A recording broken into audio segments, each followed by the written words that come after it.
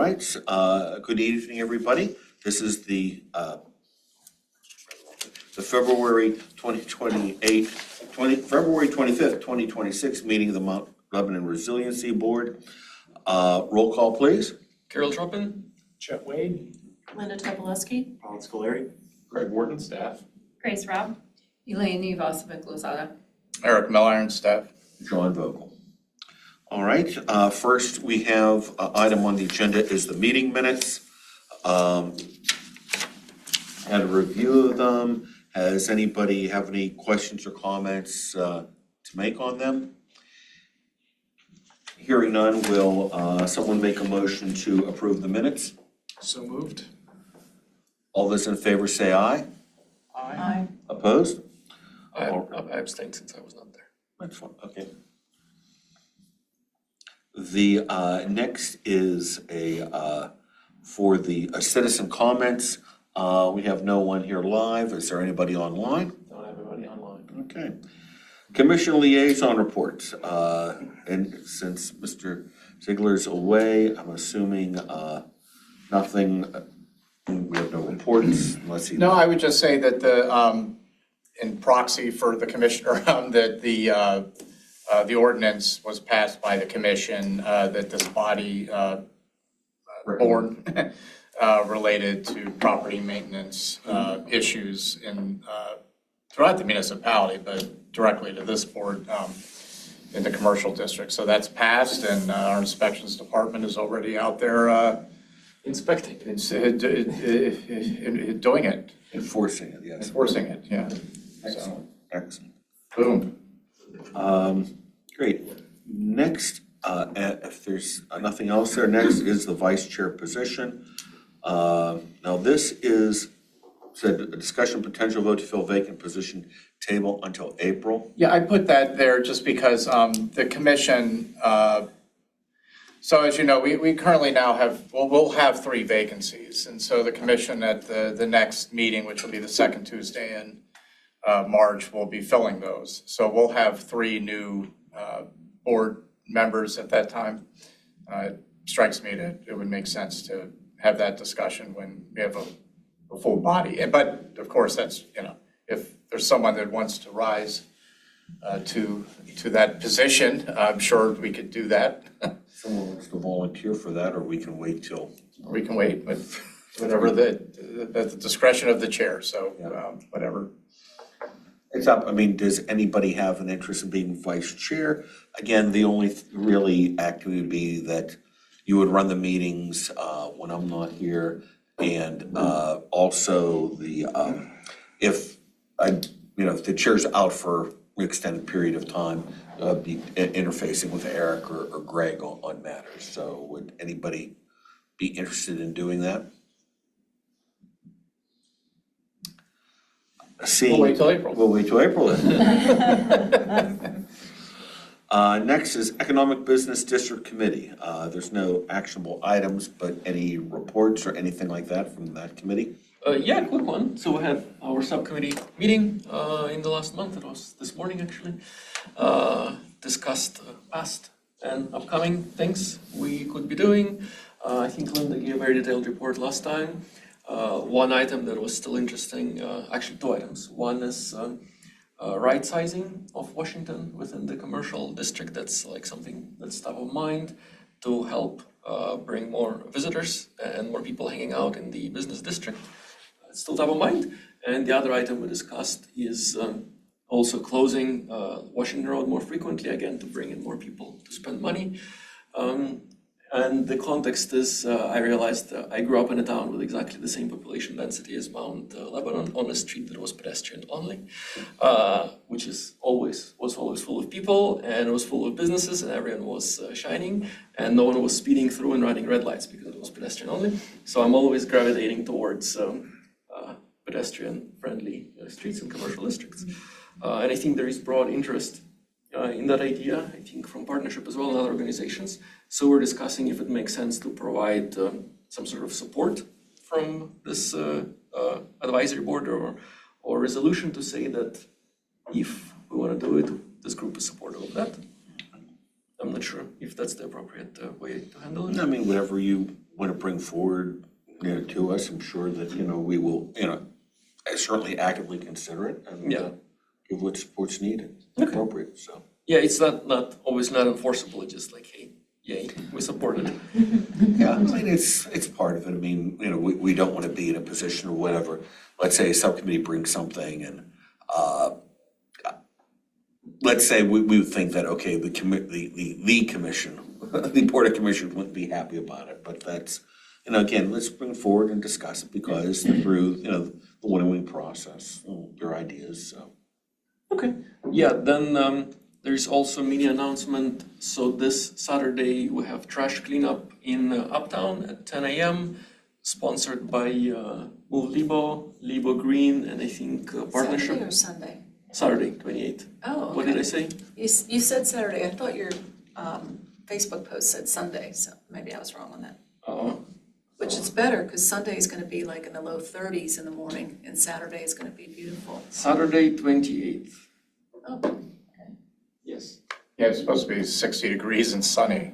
And then it's in typical Pittsburgh fashion, Sunday will be 30 and probably snowing. Saturday will be a flip-flop day, and Sunday, Yeah, it's that fruits time and of year. galoshes. Yeah. Facebook says Saturday as well. Well, it's Okay. well needed. I pick trash usually Monday mornings, and I haven't because of the glacier out there. Yes. So there'll be a lot to do. Yeah. I only did the one side last week, and there was more to be done. Oh, yeah. So we're meeting in Orbis 10 a.m. Saturday, if anyone wants to join. And yeah, snow is melting, so it's the right time to start cleaning. All right, let's go. And we also said our goodbyes because Linda is planning the exit from the. There's one more meeting. One more meeting. Sure we can't bribe you or kidnap you or anything like that. We appreciate your input and presence. What would be different if I weren't here? Well, that's a philosophical question. Yeah, it's very existential. You'd have more to talk about. Oh, she's not here. Well, my Kierkegaard. Sorry, can I ask, has PennDOT provided any updates potentially with Mount Lebanon, Dormont making changes? Yeah, I'm going to talk about that Oh, okay, in the perfect. staff liaison report. Anything I missed? No, the one other thing, I think I did bring it up at the last month meeting, and Eric, you of course were at the partnership board meeting. And so we were talking at the partnership with the Uptown Markets that the partnership sponsors every Saturday, starting in May, to look at maybe one of those or a couple of those as opportunities to do a trial where we would pick up the extra cost for police, et cetera, and do a couple of trials of if that helps out the market by having more ability to, just the Uptown area. One of the things, as a result of like the chili cook-off and the Santa and all of that last December, but mainly the chili cook-off being up at the safety center, Rollers noticed a whole completely different, amount of revenue compared to anything, like when the farmer's market goes on, like no one really goes past like Clearview Common. And so we have been looking for ways to have more merchants get more value out of that, but to do that, you have to have more things happening there. And so anyone who's been here on a Saturday sees how that crossing guard is like fighting for her life by the minute with, so anyway, so on the horizon. Well, when you were mentioning right sizing, what did you mean by that? I think that's what you were asking as well, right? Potential road diet? Right sizing of the road, yeah. Oh, is that right sizing the road? Not Yeah, the- the appropriate nomenclature now is right sizing. Road diets was abandoned because of being, I guess, We being understand- sensitive. We understand. Yeah, the semantics We of accept all it. sizes, yeah. So it's now called right As long as it's the size. right size. Whatever that's. All right. Thank you. Historic Preservation Committee. Well, I'm not sure if I'm at liberty, Eric he's already sent an email to you, right? Yeah. So, And March is for him. yeah, that'll Okay. be, yeah. So Phil is resigning. He served several years on many different boards here in Mount Lebanon, so I think his term is expiring anyways, right? Yes. Yeah, so he. Well, actually, at 27, but he's done fine.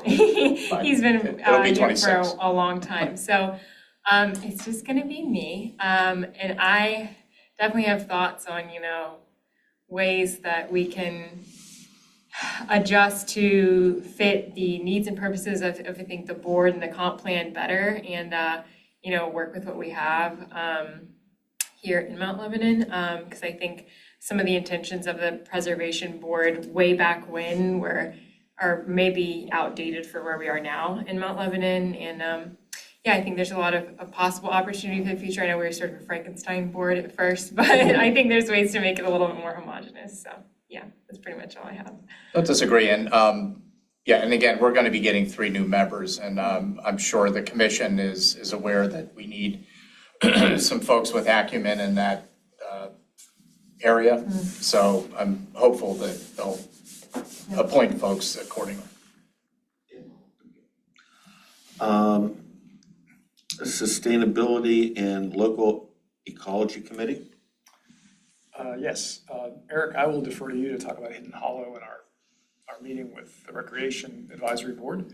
But there were 2 things I wanted to review. If you remember, we had 2 presentations last year asking for our recommendations. One was on the plastic bag and container ban, and our committee spent a fair amount of time looking at that. Lebo Green presented to us, and it was certainly well-researched and presented well, and we appreciate their effort. I didn't want them to think that we'd forgotten about them, and we know that a number of municipalities in Pennsylvania and elsewhere have such bans or limitations, including Pittsburgh and Allegheny County, one other, Edgewood. There are a lot of benefits to that. Reduced litter, fewer microplastics. There's a cultural shift. You can brand the community that way if we would move that way. But we also saw that there were a lot of challenges to this kind of a ban. There were administrative costs. I'm not sure that Mount Lebanon is ready yet to take on that burden. A huge education challenge in a community like Mount Lebanon because, for example, the Castle Shannon Shop and Save, of course, is in Mount Lebanon. And the Lebanon shops are in Castle Shannon. So you have a challenge of educating people where the ban would be in place and where not. Certainly concerns about equity in terms of cost shifting. And then my own personal observation is, my suspicion is that most of the plastic bags and trash that end up in Mount Lebanon don't initiate in Mount Lebanon. They come from shopping in other communities where there's a much more robust retail presence, without naming names. So our charge in Ascend Lebo and the plastic bags is in Ascend Lebo, but it's referenced in our ability to help promote the use of reusable bags, not to ban them. So after looking at the challenges, our committee has decided not to bring to you any kind of formal recommendation to go forward to the commissioners. We would be happy to help Lebo Green, the municipality or others promote single-use bags. I think most of us, support the idea. We just don't see that as a policy that we think that we're ready to forward to the commissioners, and would be surprised, quite frankly, if they would support it as well. So, but we didn't want Lebo Green or others to think we had ignored them, but we have spent a fair amount of time on that issue. The other one was on gas-powered leaf blowers. Again, an issue related to environment, both what we breathe and what we hear. I know of no one who says yay. I'm so happy to hear the leaf blowers again. And there are some bans not as popular. Only one community I could find in Pennsylvania that bans them. The challenge there, one, is cost. Almost every community that has banned them has done so by offering incentives. In some cases, they offer homeowners as much as $100. Sometimes they offer more than $1,000 to businesses, because in talking to some lawn care businesses, they told me that it would cost them probably $4,000 or $5,000 to actually get the equipment they would need to switch to using electric, both because they'd have to get the industrial grade equipment because of the power, and lots of battery packs. So there's an expense there. There's an enforcement challenge again. Once the noise is gone, do we send people into other people's homes to verify they in fact did have a running gas-powered leaf blower? Do you put your hand on it to see if it's warm? Probably not feasible, quite frankly. We're not going to, I don't think, send police off to do this. So as much as I don't particularly care to hear them, again, our committee came to the conclusion that we're not prepared to move forward with a recommendation to ban them. Anyone else obviously is welcome to make a motion to do so, but our committee members felt We had given it a lot of thought, greatly appreciate both of the presentations given with a lot of thought and passion, but just not things we're ready to move forward. I have a couple of questions. Yes. On the plastic ban, is the money for municipality the main issue, or was it just one-off? Well, I think it's a confusion to start. So, again, another example, the Giant Eagle on Green Tree Road, of course, is in Mount Lebanon. All the businesses on the other side of Cochrane Road, right across from there, are all, I think, Scott. So one is an education issue. Two is a cost issue. We didn't hear anything from the businesses saying yes. They are quite able, if they wish, to adopt the ban themselves. And many do. And many do. I think we shop at many businesses that, offer paper or promote, reusables. So they have that option. But we just didn't see any other broad support from the business community for it. Chad, if I could also interject, the other issue, Kirill, is enforcement. I mean, we, for a municipality of our size, we're the third largest in Allegheny County, by the way. We have very limited staff. And so, again, like we're not gonna have police going out and doing that. And our inspections department, especially now with the passing of that ordinance, now have even more charged and tasked to do other things. So there's a capacity issue as well. Who would be enforcing it? How would it be enforced? And it also gets to a capacity issue. We don't have a Department of Sustainability. We do have some staff. Well, you're looking at it right there. Great. Yeah, and that's half of his time. So it's a capacity. I just would also add from a municipal perspective, and I'm not speaking on behalf of the commissioners. I'm speaking just from a staff perspective because I work here every day. I don't know where they would find the time. They're already just to stretch to the maximum. Yeah. I think from a management perspective, if it gets to the level of a county-wide action, Pittsburgh could pull it off because Pittsburgh has many more resources. And it got a lot of free publicity that Mount Lebanon probably won't get if we were trying to do this. So I'm mostly concerned, about the education part. How do you get people to always know? And for example, when you go to the Shop and Save, and I shop there and I shop in Mount Lebanon as much as possible, my guess is a lot of people aren't from Mount Lebanon. Just my personal, knowing who, the friends I have who shop there, versus, trying to get them to know, oh, it's okay, it's one place versus another. I think we can do things to help promote people doing it voluntarily. I think many people here do already. But, to try to enforce a ban, I just think would not be what I would consider to be cost effective in terms of what we would benefit. Again, I don't think we would stop the litter that Eric picks up, or others pick up, because I think a lot of it comes from elsewhere. It does. And the other thing I would say is education's a piece of it, but also, we could work to draft some language to either send letters of support or work to send a recommendation to the commission to pass a resolution encouraging the county and the Commonwealth to adopt such a ban, which is really where you're going to get truly impactful change, as opposed to just trying to do it. There's 3,300 municipalities in Pennsylvania and 130 in Allegheny County alone. So to try to do this one piece at a time is not particularly efficient. And I think you need to get the Allegheny County, in best case scenario, the Commonwealth, to get on board with something like this. So I think you could pass a motion to encourage, because the county's been exploring this for quite some time. So, to lend our support to that. So not just education, but advocacy. I think that's the way to go with the county. So what I've seen succeed in my past in Seattle, Seattle, similar, slightly bigger than Pittsburgh. So they did it first, then the county around them, King County, they did it second. That was about 10 years ago. Because one municipality at a time just doesn't scale. So maybe that's a good approach. We, with a resolution for the commission to ask the county.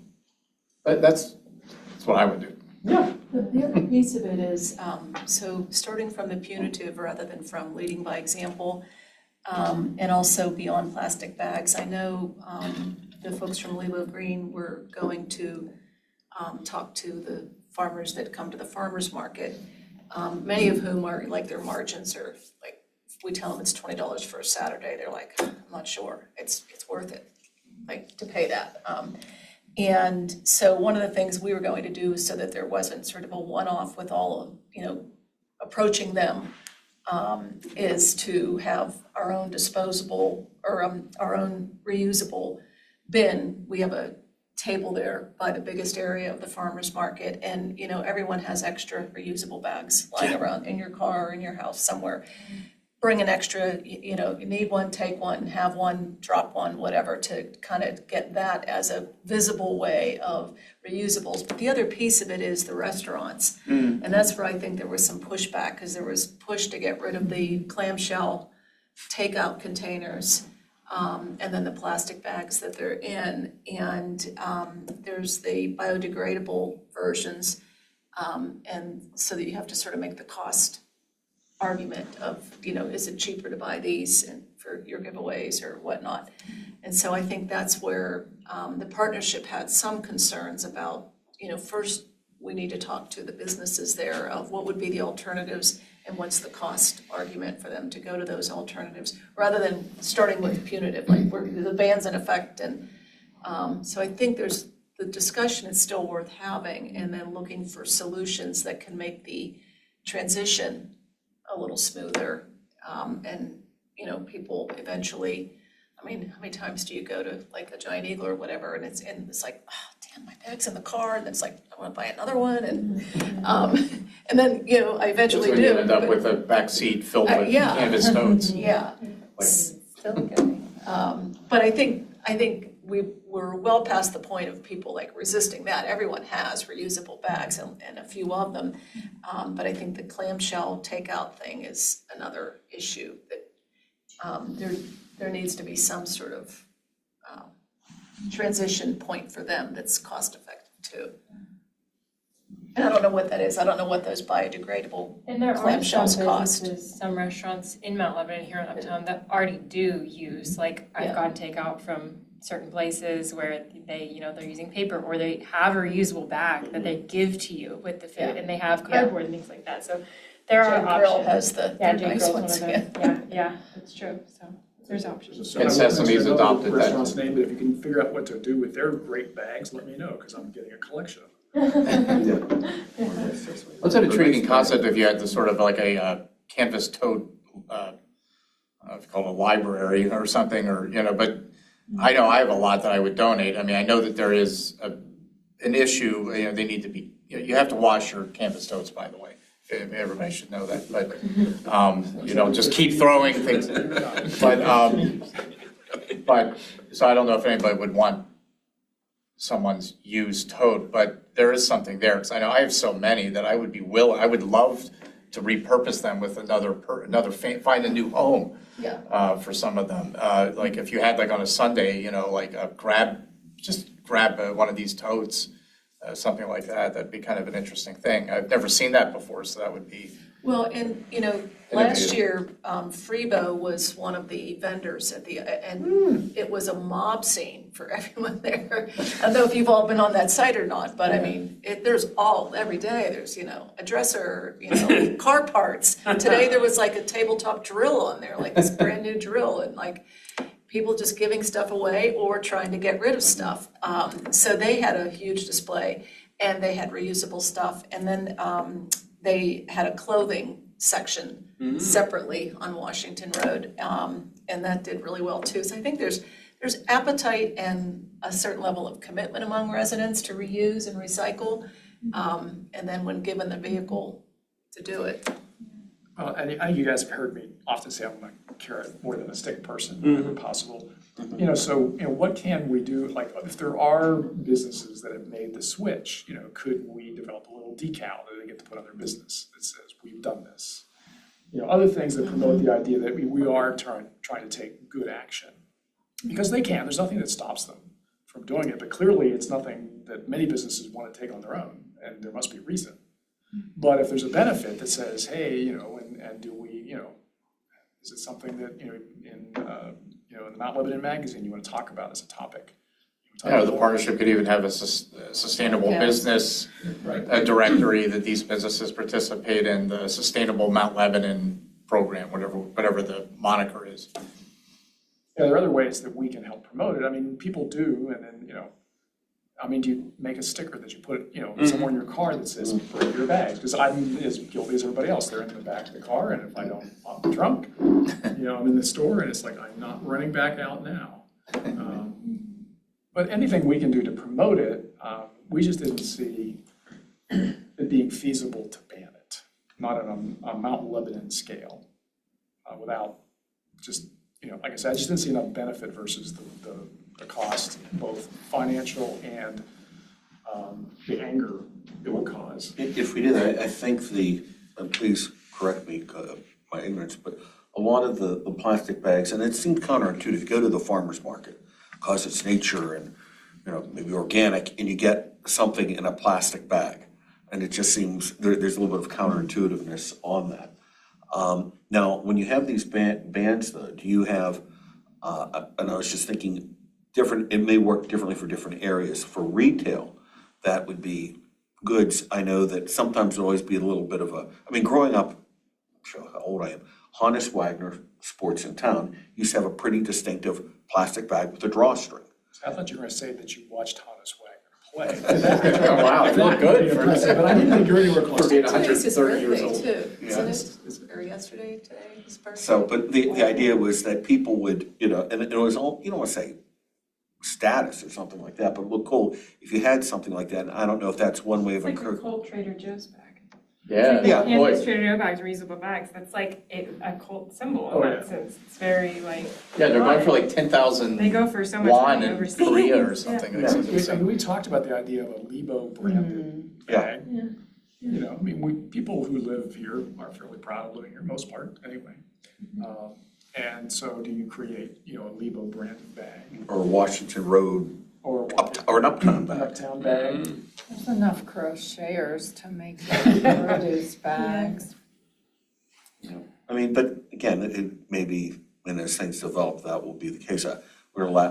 Today, just before I went up there, my wife had to do something in the city and she had to stop at Coons. And she already had her brown paper bags because she gets annoyed. They won't give the plastic bags and she says, I hate spending money on them. But at least with the brown paper bags are more environmentally friendly and the like. So, but I just wonder why there was a stack of them on my kitchen table. That's why I always limit my purchases at Coons, because I never remember to bring the bag, and I don't want to get the brown paper bag. So whatever I can hold is what I buy.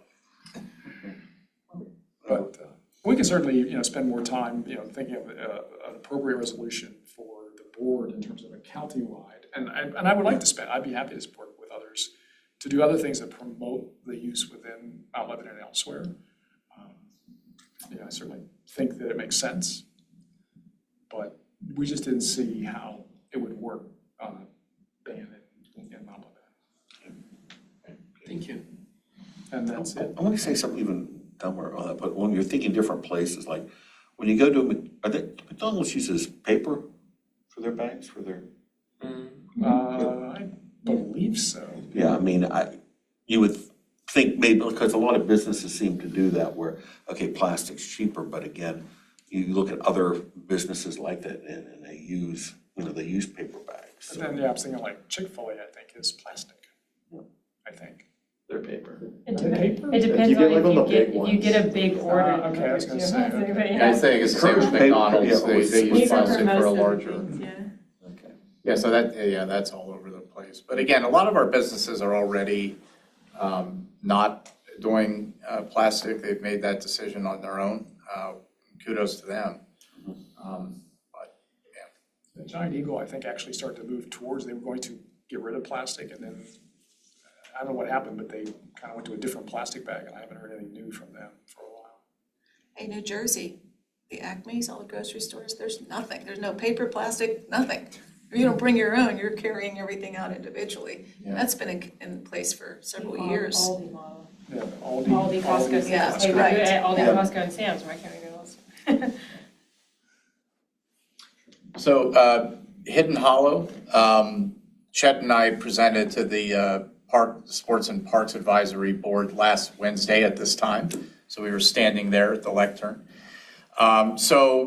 Chet developed a really nice presentation. You've seen it. It was essentially the same presentation that our board reviewed and made a motion to support.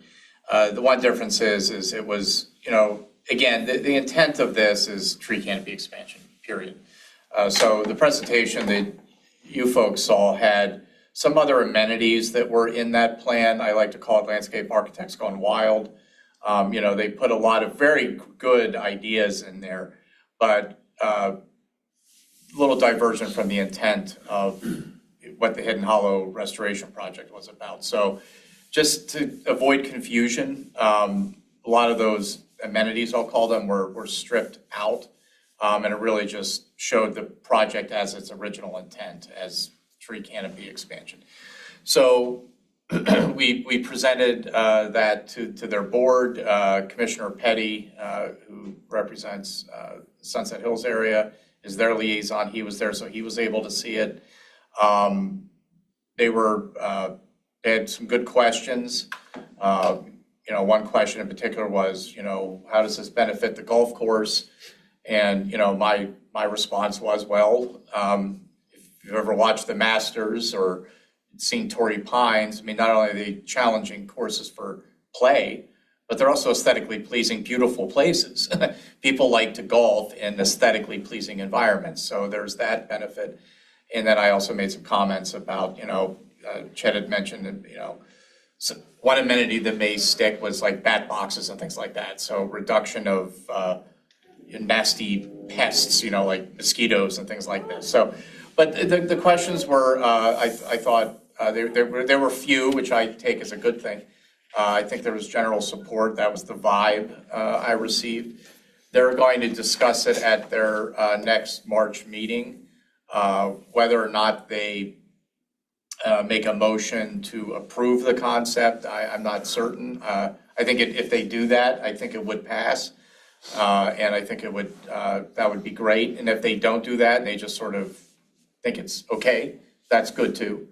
But we're going to let that kind of process play out. So at their next meeting, they're going to discuss that. And then the next step for the subcommittee and for this board would be to get on a discussion session agenda with the commission and present it to the commission. Because ultimately, like many things in Mount Lebanon, it ends up with five people. So, we'd want to present that to the commission, address any questions they have, concerns, and then move on. In the spirit of moving on, I'm going to be meeting with Tom Saunders, who's the CEO of Western Pennsylvania Conservancy, next week, as well as another staff person, Jeff Bergman, who used to be with Tree Pittsburgh, has now been with the Conservancy for a while. And he's the staff person at the Western Pennsylvania Conservancy tasked with the riparian tree grant program that they have. So I want to get this in front of them, pardon the pun, but plant the seed with them, get it in front of them. That grant window is open until 27, but I don't want to wait. I at least want to get it in front of them, get them excited about it, make them aware that when staff gets the green light to proceed, that we're going to be submitting an application, and we anticipate that they'll review that favorably. But that's kind of where we're at now. I don't know if Chet has anything to add, but I thought Chet did a wonderful presentation, and I think the Sports and Parks Advisory Board recognized that. I thought it went well, and Eric, maybe you can send them the updated one. It really is essentially what you saw with, as you said, a simplified map of the layout, and then I gave them a topographic map just to give them a sense of how quickly it slopes down. It's about 110 feet from the clubhouse down into the valley there, to the hollow. Yeah, so that's moving. Great. Excellent. I have another question. Yeah. Activate Uptown. Anything happening this year? Or is it Yeah, I'll talk about that in my staff lead. I guess I'm next. sorry. I thought this was your stuff. He's a man of many reports. The next is The staff liaison report, so. There we go. A segue. Right on. All right, so let's just dive in here. I'm going to talk about three things: Activate Uptown, PennDOT, and then something fresh. So years ago, I used to work for Allegheny County Economic Development, and my primary charge there was develop a countywide Main Street program, which I did, and it was called Activate Uptown. It was called Allegheny Together. And that program operated from 2005-ish, 6-ish till today. Allegheny County Economic Development is retooling that program and rebranding it to Allegheny Main Streets, which will be interesting because the National Main Street Center probably will be sending them a cease and desist letter, because I don't know if you have to use the Main Street branding in that fashion. That's a whole other subject. As far as that detail is not listed. Well, I would hope they've explored that, but that's not our problem. So the point is, so the Allegheny Main Streets program, they're having a seminar to discuss what it means. There's going to be new grant opportunities that's open to every community in Allegheny County that has a Main Street circumstance, which of course we do. With Uptown and Beverly Road would fit into that context. So I'll know more. I just want to bring it to your attention. And I'll talk more about it next month. But there's going to be some grant opportunities through the program. So for everything from Activate Uptown to who knows what, I'll know more once I attend this seminar. So I did talk to Lauren, who's the director of the department, and told her that we would certainly be interested in this and want to participate however we can. So I'll have more to say, but I just wanted to make everyone aware that there is really a new exciting opportunity for communities like ourselves and Dormont and folks through Allegheny County Economic Development. So I would assume it's probably funded through the CDBG program, probably maybe some other sources. So again, I'll know more later. But we'll certainly be taking advantage of that. So I would ask if you have any questions, but I won't be able to answer them because I don't know. Okay, so I'm just going to move on. PennDOT. I'm going to be putting in updates in communications with you all, with the board, and also with the partnership on where PennDOT is and what they're doing related to the resurfacing and improvements and street enhancements, as they call them, along Route 19. So I'll have more to say also next month, because next Monday, this is bad timing, next Monday we have a meeting with PennDOT where we're going to be discussing the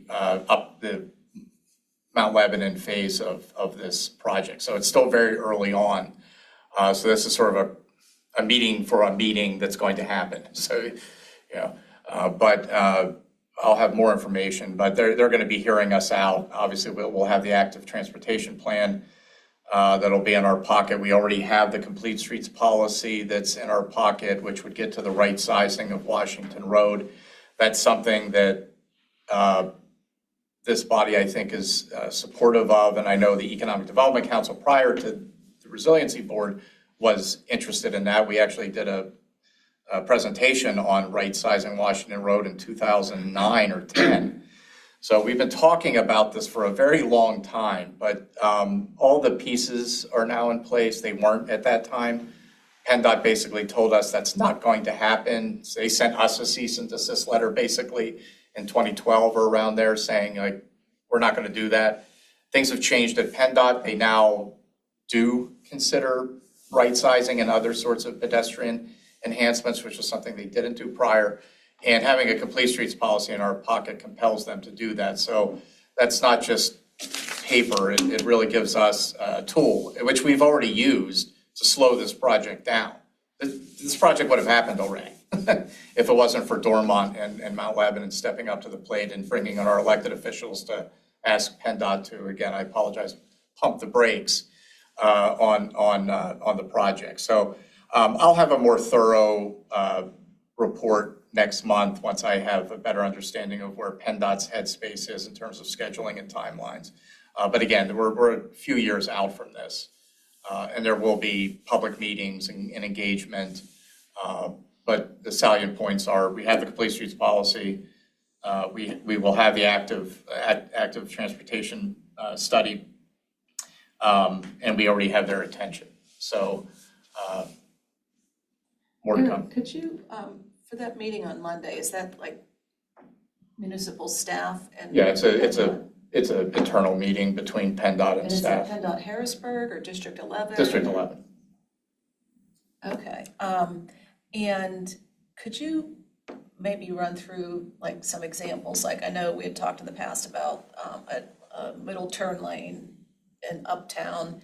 How far across 19 and Mount Lebanon would this go, or would it mainly be from like St. Bernard's to Washington School to slow traffic down and have a more pedestrian friendly?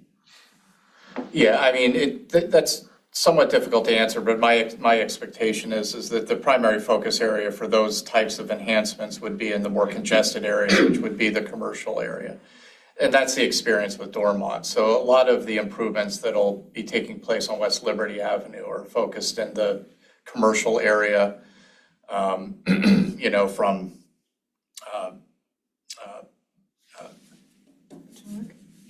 Potomac, certainly. But all the way up from where Washington Road morphs into West Liberty, The Pioneer. correct, in that zone. So the various things that they consider is, that sort of center lane. A lot of right sizing is constricting the travel lanes, right? So there's lots of different ways to address that. You can do it with hardscape improvements, of course, bump outs and various things, which are costly. But you can also, and just as effectively, use paint and other sorts of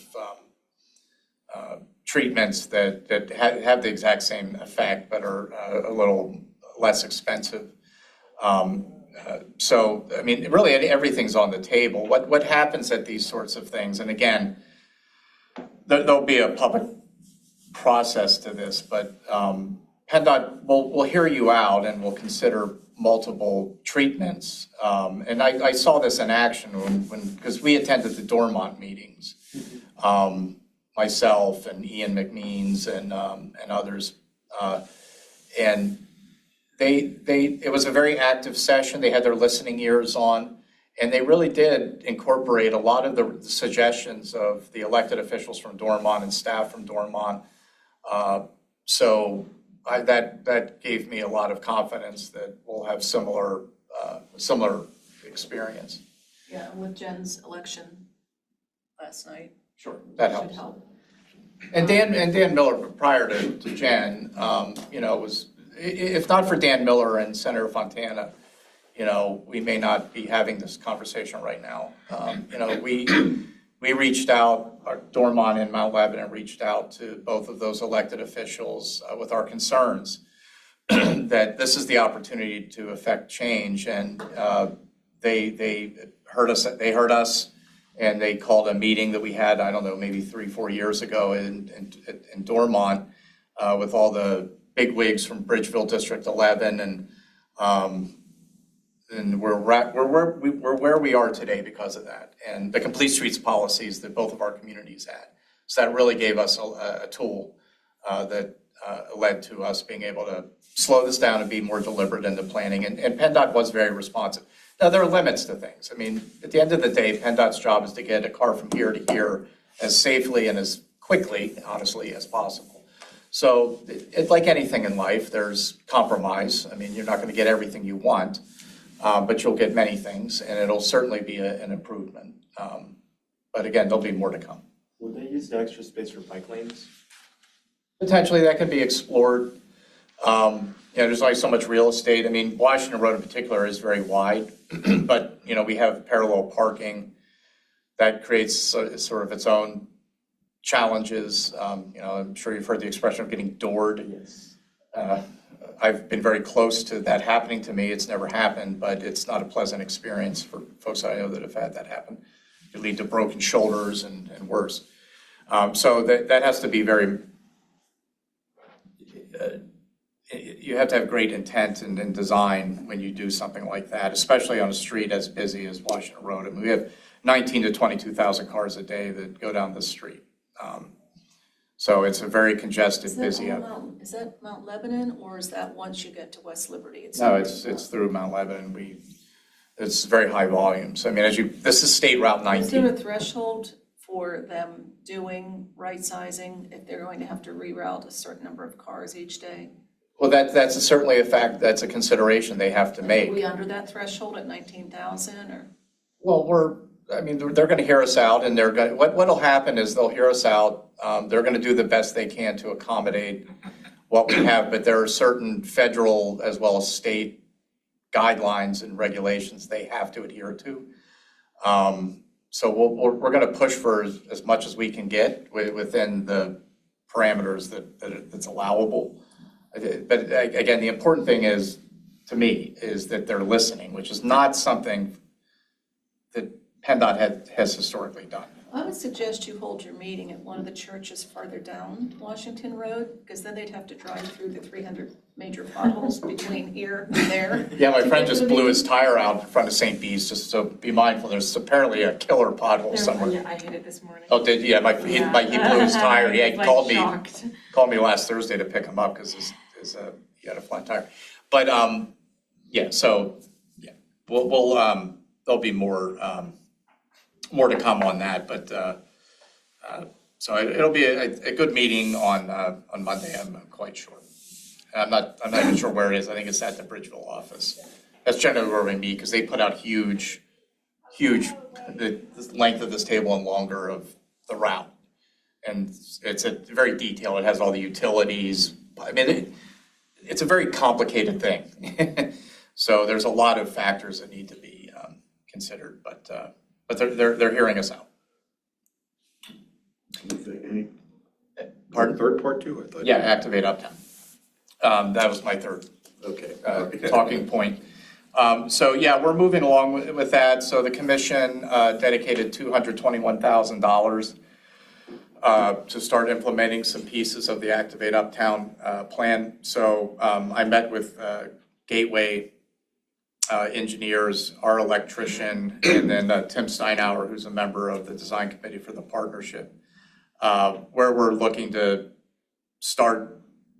begin this journey is the Clock Tower Plaza area, and then the stairway leading down to Parks Way. So some of the things that we're considering, so the engineer is pulling together. So we have what's called opinions of cost, which is just what it sounds like. It's an opinion of cost. When you go out to bid on things, you need real cost. So that's kind of where we're at right now. So we're pricing out of various elements that were in the Activate Uptown plan.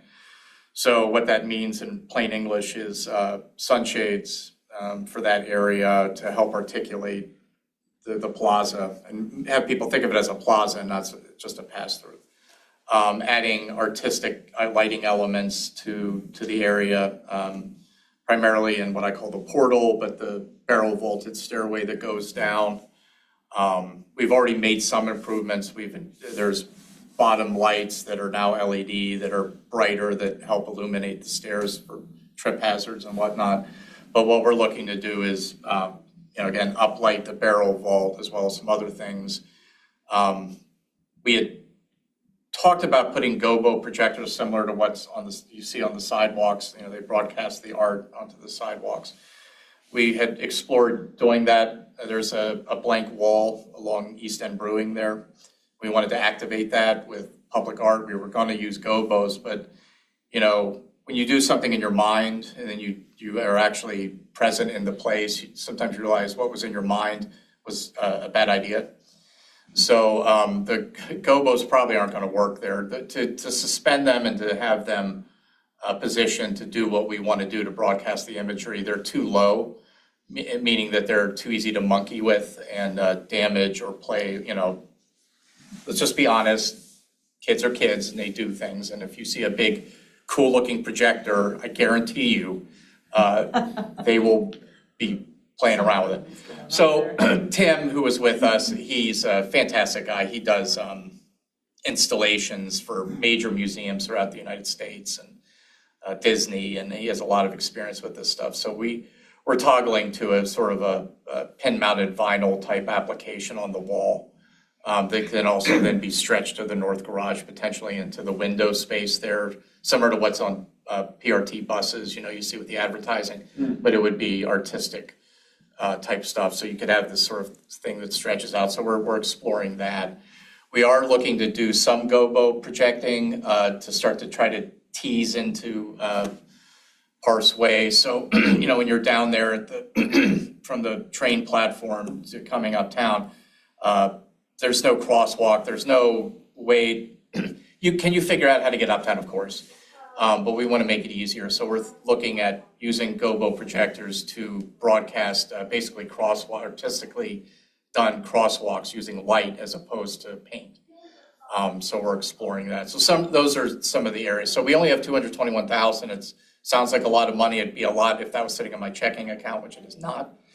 But it's not a lot of money when you're looking at doing these types of projects. So that 221 will get drawn down very quickly, which means that we'll just ask for more money to continue this. So this is a phase. As I've repeated, my mantra has been, this is phased.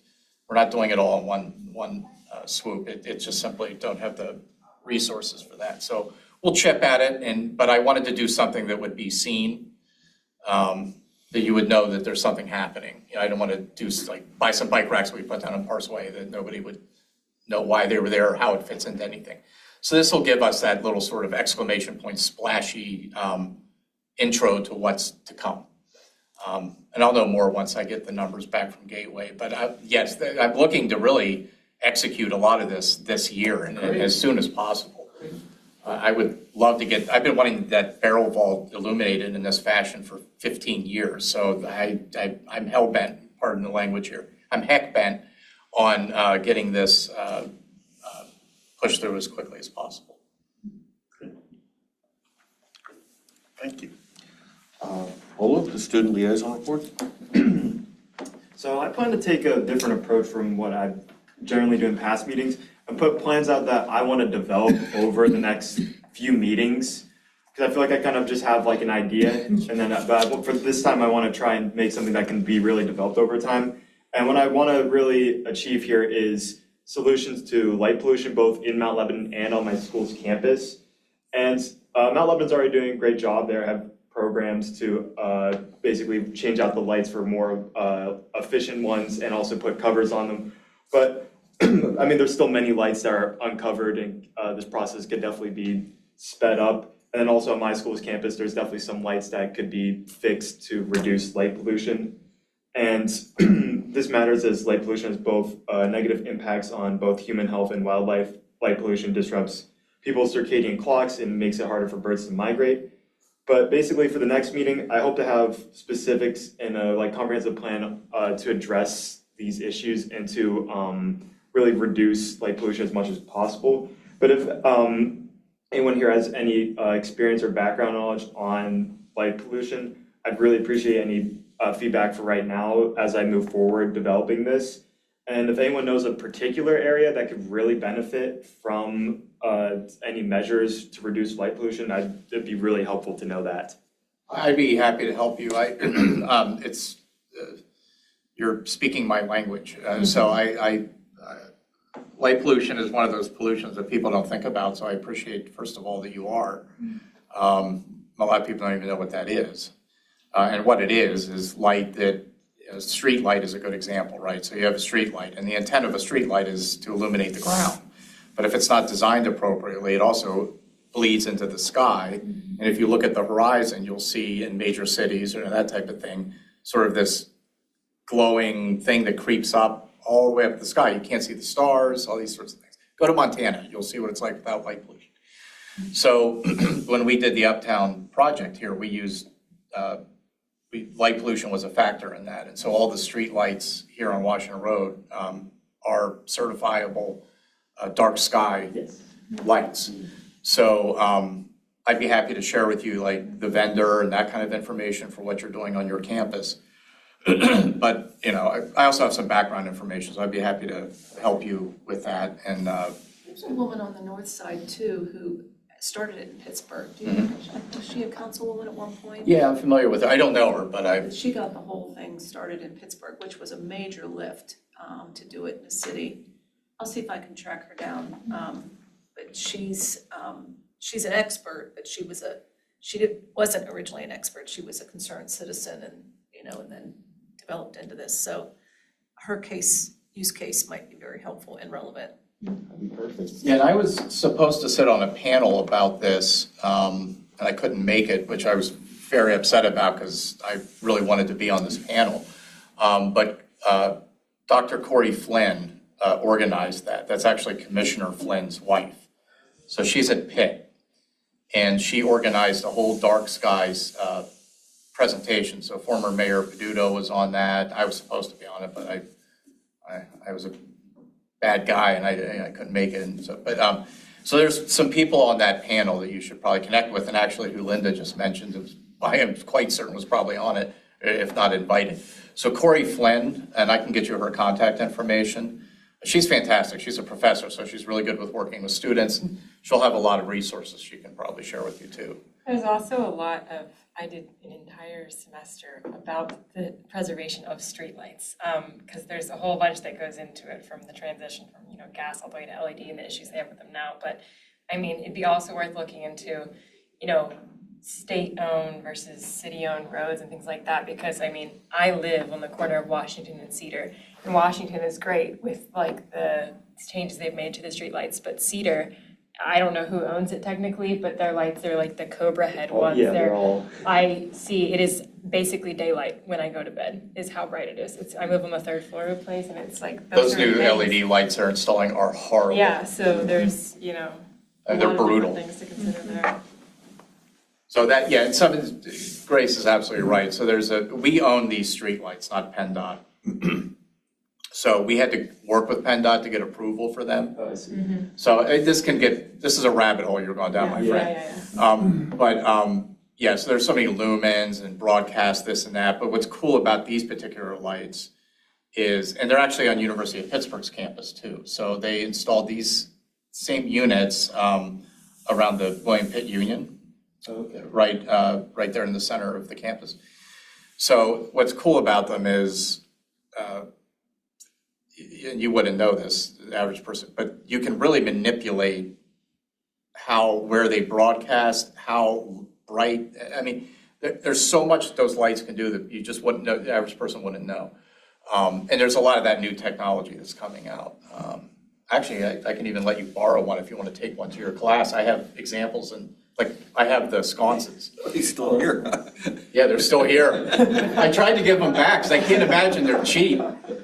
And nobody would pick them up, so I still have them. I thought about taking them home as a reading lamp. But they're honking huge, but you'd blow some minds if you bring in one of these things and go like, this is what I'm talking about. Like, whoa, A+++++.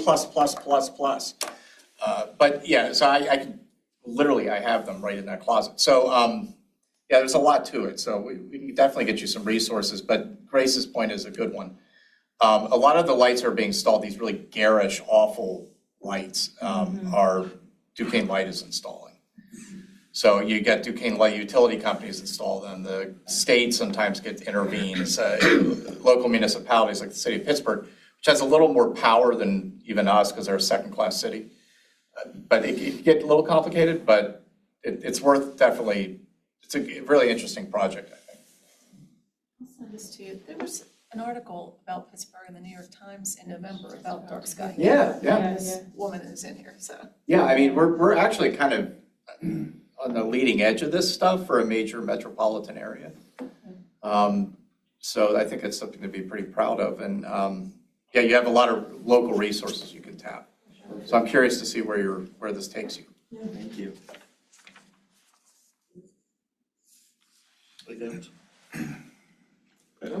Sure. Cut you off. Old business, guessing nothing. Any new business? Chet?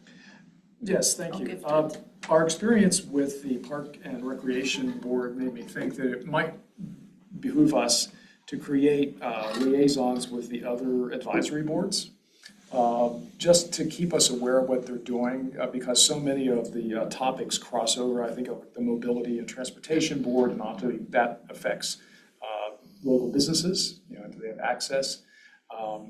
The Community Engagement Board gets into lots of topics. So what I was talking to Eric a little bit about is the idea that just one of us each would volunteer. You know, we need, I think there were like 4 other advisory boards. So you don't have to even go to the meeting, but just, hey, watch their meeting tape sometime, you know, their recording sometime before our meetings, and just say if there's anything that's interesting, we ought to know about. Yeah, the mobility board in particular, Chet, is a lot of what they do. Is stuff that I was, you know, the Economic Development Council was doing because nobody was doing it. So we just sort of started doing it. Now so a lot of what they do touches us, is the business districts and all of that. It would also, in this case, like with Hidden Hollow, there was probably something we should have thought about even to take, you know, to the Park and Recreation Board without being asked to do it. It should have been, oh, yeah, clearly an overlap. So I think it will help our relationship with the other boards and just keep us better informed. I would certainly be happy to volunteer for one of them. I think most logically would be the Park and Rec Board, since that seems to be the biggest overlap with our committee. But, you know, be happy to be assigned to another one, or just be told to go home. So we already did it for our subcommittee for economic development, just for the subcommittee. So I'm the liaison for the mobility board, and they were so nice to me that they put me on a design subcommittee of mobility board. That's what happens. That's what happens when you show up in person. If you show up, yeah. Just watch it at That home. way. Yeah. Yeah, and I know Historical Society isn't a municipal thing, but I mean, there's so many connections, and they want to do even more events and outreach. They support all the businesses, and they support them, and vice versa, and things like that. So I'm happy to also, you know, share more with them, and I'm also getting pulled into a subcommittee there for events and stuff. So yeah, I feel like all of us have good connections. We can make that work. Yeah, I just think it would be nice, you know. Yeah, we could put some when you think names. about it, oh, click, you know, oh, yeah, I should tell the rest of it. Yeah, we could put the names down, and Linda was our liaison for the partnership. And we do have another partnership board member that's Applied. applying to be Oh, on good. this. So I'm hopeful that he'll be approved. Do we want to sort this out at the next, whenever the appointments are made? Yeah, I think that would make sense, because they may, you know, I don't have a crystal ball, I don't know who's going to be appointed, but Yeah. I'm certain that there'll be people, I mean, if they're motivated to want to be on advisory boards, they're motivated to know things. And we'll have 3 fresh souls that Full of energy. and vim and vigor, and you know, that's a great way too to get context of things too. Because as you all know, as being new board members, it can be a little disorienting when you join something that's, especially something like this, which was completely invented. So what are the other boards? There's Parks and Recs, Mobility, Community engagement. Community Engagement, and There's a financial Financial. advisor. Yeah, and that one almost didn't make the cut, but it's certainly a very important thing. But in terms of the comp plan, but they did, it exists. There will be a zone, well, was the zoning thing gonna be one? Or No. is that gonna work? That's gonna be a separate. No, that's through the place. So there are 5 advisory boards is what this is and what the other 4 are that we just mentioned. But then you have the planning, then you have 2 quasi-judicial, which are sort of mandatory type boards. They have a completely different purview and charge. So planning, zoning hearing board, and the planning board are those sort of 2. So they're advisory boards juiced up, you know, because they can make some quasi-judicial type decisions on various matters related to zoning and planning and those types of things. So like, you know, like the comprehensive plan is owned by the planning board per se. And the zoning refresh is really a planning board thing, even though our chapter speaks specifically to it. But yeah, I don't want to further complicate it, but yeah. They have some authority. We have less than no authority. Yes. I mean, you're an advisory board, so I mean, you that advise. was stressed at one time, yes, we're an advisory board. Yeah, I mean, it's an advisory, but yeah, it's not, yeah, but there's a lot to The that. other boards do have duties under state law. I mean, Right. they are charged to do that, so. But I think that there's great value. I mean, as you know, I mean, like, you know, we're advancing this Hidden Hollow. I like to think it's going to actualize and become something. The ordinance that passed related to property maintenance, that passed, that's now ordinance. So, you know. Things are happening. It takes a little time, but we're getting our groove on. So I want to ask my old idea about a retreat, since new people are coming in.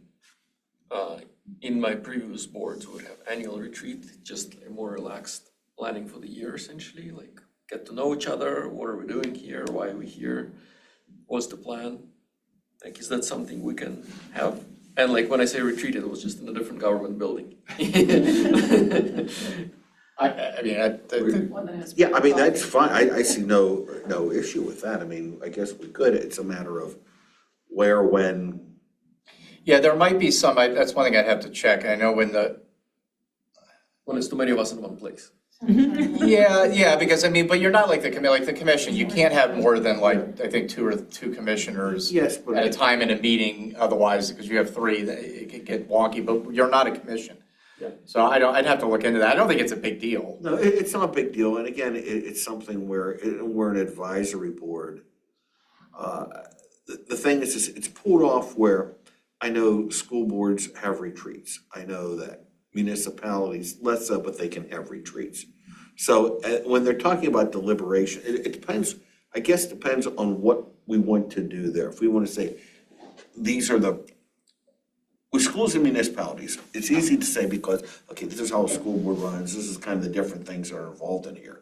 Here, it's more like, okay, this is what this board's about, this is what we do.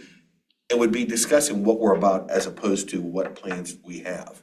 And that's, if it's just what we're about, I think, or how we conduct our meetings or things like that. Yeah. That would not be In worst case scenario, you would just simply have to advertise it. I mean, the worst case scenario, if there was some snarky sort of law about an advisory board getting together to have a retreat to get to know one another and tease out things that are important to individuals, you would just simply advertise like we advertise these meetings. You would just do a LIBO alert and these types of things. So just that would be like. Or we have a motion to approve what we discussed at the next open meeting, so. Yeah. But yeah, if. I like the idea of that, though. Yeah. We're having a brainstorming session about all of our ideas. Yeah. Yeah, because this feels a little rigid for us. But, and it is. By design. Yeah, by design. Yeah. Yeah. No, I mean, I think it would be good, I mean, so we have the ideas of what we wanted. What How do we our see goals- ourselves? Yeah, What's our role? what we see ourselves, what's our role, and I think it would be a very good idea to have that. Again, it's a matter of saying, do we do it on a Saturday for, 2-3 hours? Or something like that. I mean, even if, we say another government building, I think we could do it here, but again, it's a matter of what would be more, again, it would just be, simple as like a round table or, this tends to be a little. You can do it at Needle and Bean, or, you could do it off, the library and the courtyard on a nice day with birds chirping and the fountain going. And I mean, it doesn't have to be, it could be wherever, I guess you guys would want to do it.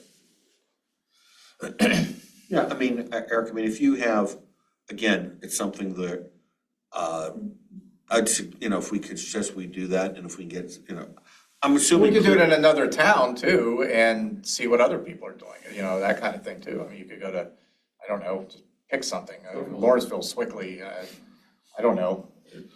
Yeah. Just to have a change of venue and also just see what other places are doing in person, Yeah, or not.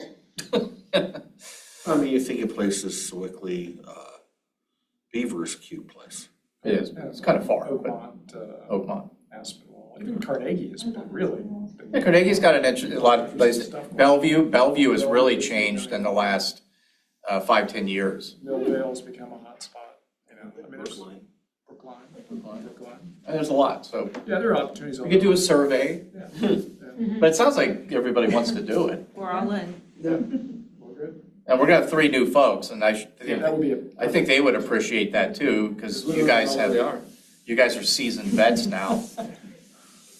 Yeah. So let's figure it, and get some ideas for that. Eric, if you want to talk to me about it. Yeah, we can talk offline, and we'll know who the new folks are by the end of March. Okay. Let's see, any other new business? With that, announcement of the next meeting date and time, Wednesday, March 25th at 6 o'clock. Motion to adjourn? All those in favor say aye. Aye. Thank you. just Eric, I'll let him know. If he Well, tell can't Erica I read it said to hello. you, It was